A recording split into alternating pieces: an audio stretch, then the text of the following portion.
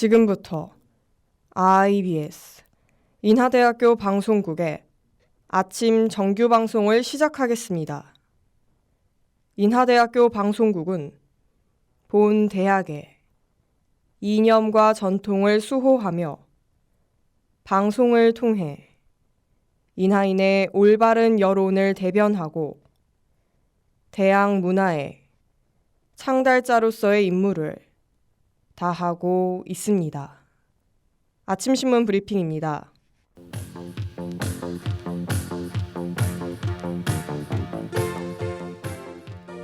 오늘 아침자 조선일보 헤드라인 기사입니다. 정부가 미국 주도 경쟁 동맹인 IPEF 참여를 확정했습니다. 이에 따라 오는 21일 조 바이든 미국 대통령과의 정상회담에서 인도태평양 경제 프레임워크 동맹 가입을 공식화하고 발표할 예정입니다. 이때 IPEF는 미국이 글로벌 공급망과 신재생에너지 등 분야에서 중국 의존도를 낮추기 위한 반중 경제 연대 성격을 갖고 있습니다. 한편 중국 외교부장은 윤 대통령이 IPEF 논의 방침을 밝힌 날 외교부 장관과의 통화에서 탈동조화의 부정적 경향에 반대한다고 말했습니다. 이렇게 중국이 미국 주도의 글로벌 공급망 구축 참여에 반대 입장을 밝힌 데에 정부 관계자는 한국 국익 차원이지 중국 봉쇄 목적이 아니라고 답했습니다.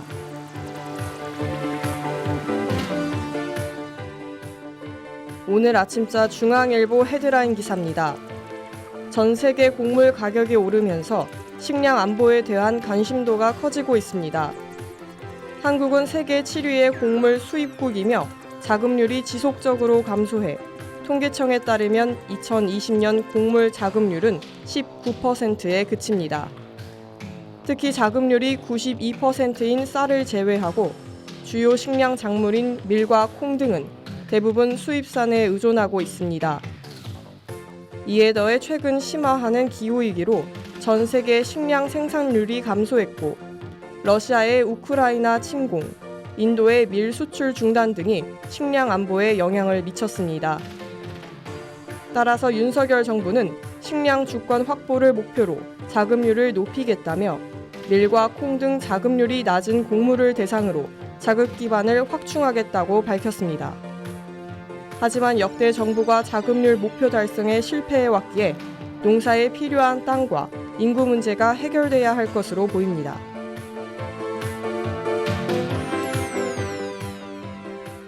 오늘 아침자 한겨레 헤드라인 기사입니다. 5.18 광주 민주화 운동 42주년을 맞아 3년 만에 전야제가 열렸습니다. 어제 오전 10시 광주시 북구 국립 5.18 민주묘지에서 유공자와 유족, 정부 관계자, 학생 등 2천여 명이 참여한 전야제가 진행됐습니다. 이때 전야제 무대에서 손수레가 등장해 1980년 5월 20일 3공수여단의 집단 발포로 숨진 민간인의 주검을 손수레에 싣는 모습을 재현해 만행을 규탄했습니다. 또 올해 기념식의 대표적 순서로는 5월의 택시, 진실을 향해 달린다로 40여 년 전 광주를 달린 초록색 택시의 영상과 공연으로 구성됩니다. 한편 민주당은 5.18 정신헌법 전문 수록을 위한 개헌 특위 구성을 국민의힘에 제안하며 헌법 전문에 5.18 정신이 반영돼야 함을 짚었습니다. 지금까지 아침신문 브리핑의 김세희였습니다.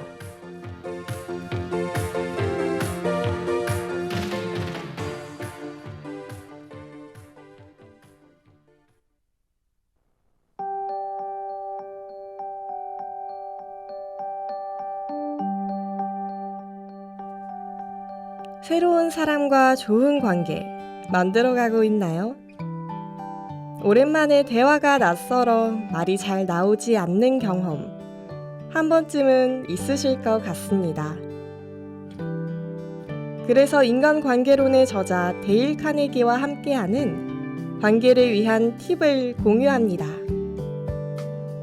관계를 여는 시작은 조금 어렵더라도 한번 시도한다면 금세 자연스러워질 거랍니다. 관계 맺음에 도움이 될 방법을 제안하는 관계 발전소 지금 시작합니다.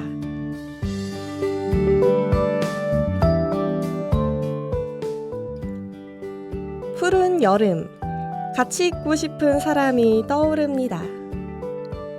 하지만 어떤 말로 그를 설득할지 막막한데요. 내가 영화를 보고 싶다고 하면 상대가 따라와 줄까요? 데일 카네기는 이렇게 조언합니다. 상대방이 원하는 것에 집중하라고요. 인간관계에선 자신이 원하는 것이 아닌 상대가 원하는 것을 알고 제안해야 합니다. 그렇게 했을 때 마음을 더 잘 움직일 수 있죠. 어떻게 상대가 이 일을 하고 싶도록 만들 수 있을지 잘 고민해 보자고요.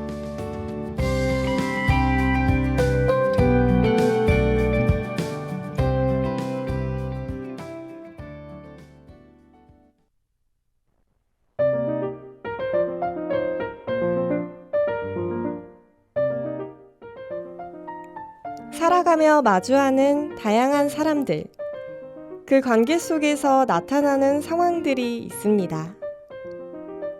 이때 그 사람의 마음을 이해해서 상황을 새롭게 이해할 수 있답니다. 왜 시험 기간만 되면 딴짓을 하고 싶을까? 뭔가를 하지 않으면 불안해지는 이유가 뭘까? 그래서 사회와 개인, 집단의 상황을 관찰하며 심리학으로 풀어낸 기록을 공유합니다. 인간의 행동과 심리 과정을 이해하고 떠오르는 궁금증에 답을 찾는 시간. 심리학 관찰일지 지금 시작합니다.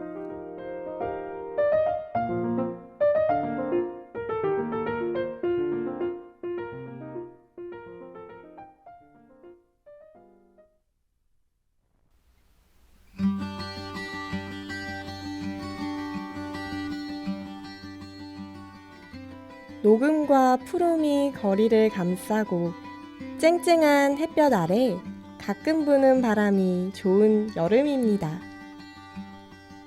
날씨가 좋으면 왠지 떠오르는 이가 있으신가요?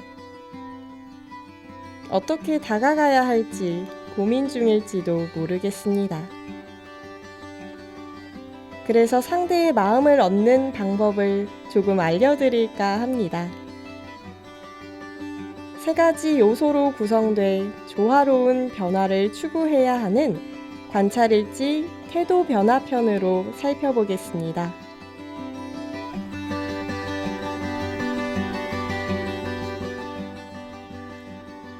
좋아하는 일을 떠올리다 태도 변화를 발견했다. 태도란 특정한 사람이나 대상에 대한 인지적, 정서적 평가를 말합니다.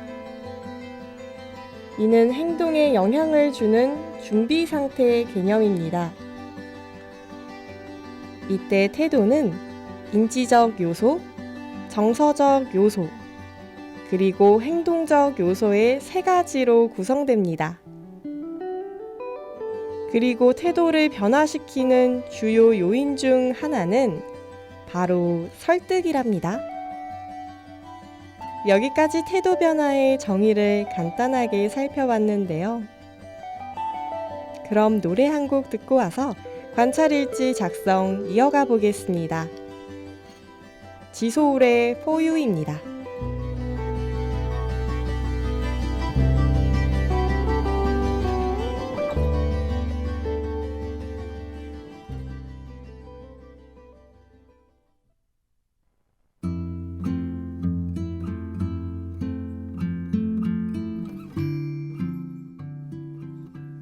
우리가 어떤 사람의 부탁을 들어줄지 말지 하는 고민은 우리의 태도에 달려 있는데요.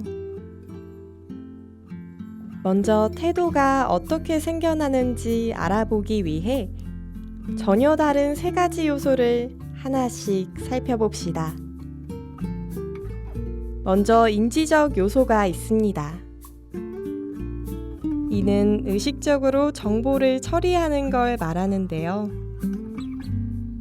쉽게 말하면 생각입니다. 우리는 주장이나 논리, 정보를 파악해 생각하고 판단하죠. 두 번째는 정서적 요소입니다. 이는 곧 감정인데요. 특정 인물이나 사물에 긍정적, 부정적 감정을 품는 경우가 그 예입니다. 마지막 세 번째 행동적 요소로 특정 상황에서 어떤 행동을 취할지 예측, 유추할 수 있습니다.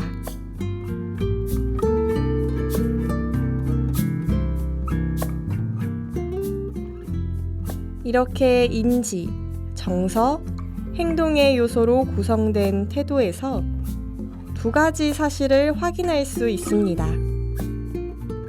첫째, 세 가지 요소가 모든 태도에 똑같이 강하게 작용하진 않습니다.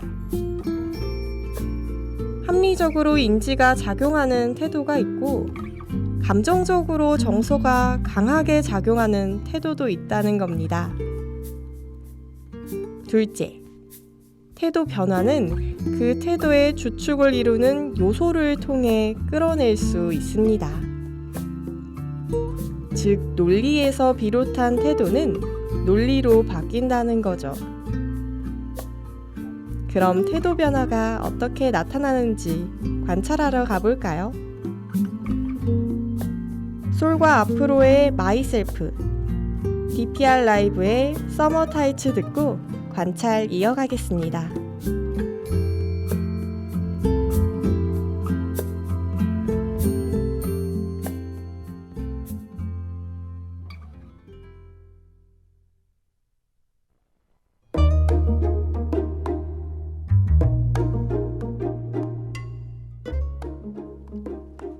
태도 변화, 어떻게 나타나고 있을까요?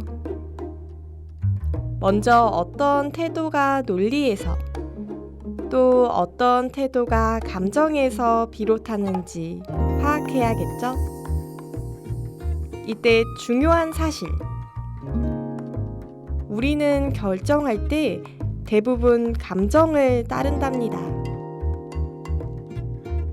하지만 우리는 일상에서 누군가를 설득할 때 논리부터 들이댑니다. 그러니 그런 방식으로 상대를 설득하는 일은 아주 드물죠. 따라서 감정이 중시되는 경우가 많다는 걸 기억합시다. 정서 요인으로 태도 변화를 이끌어내는 건 논리보다 어렵지 않을 겁니다.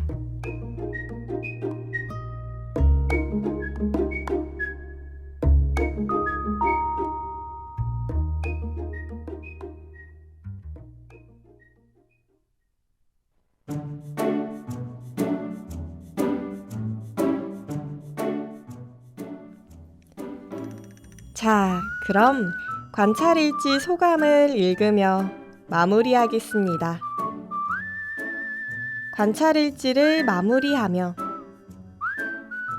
태도 변화로 생각, 감정, 행동이 태도의 구성 요소라는 걸 알았어. 이때 인간은 주로 감정에 의해 태도를 결정하는 것도 배웠어.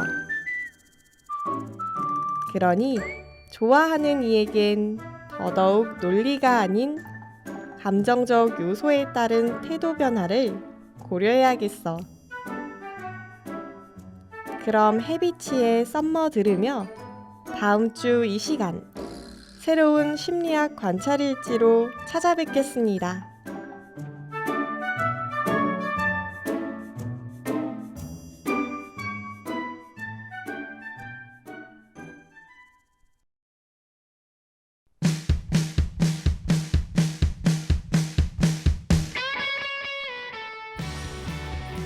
지금까지 제작과 보도의 최미빈, 기술의 양혜민, 진행의 전 김세희였습니다. 고맙습니다. 우리 모두 지금 바다로 가자.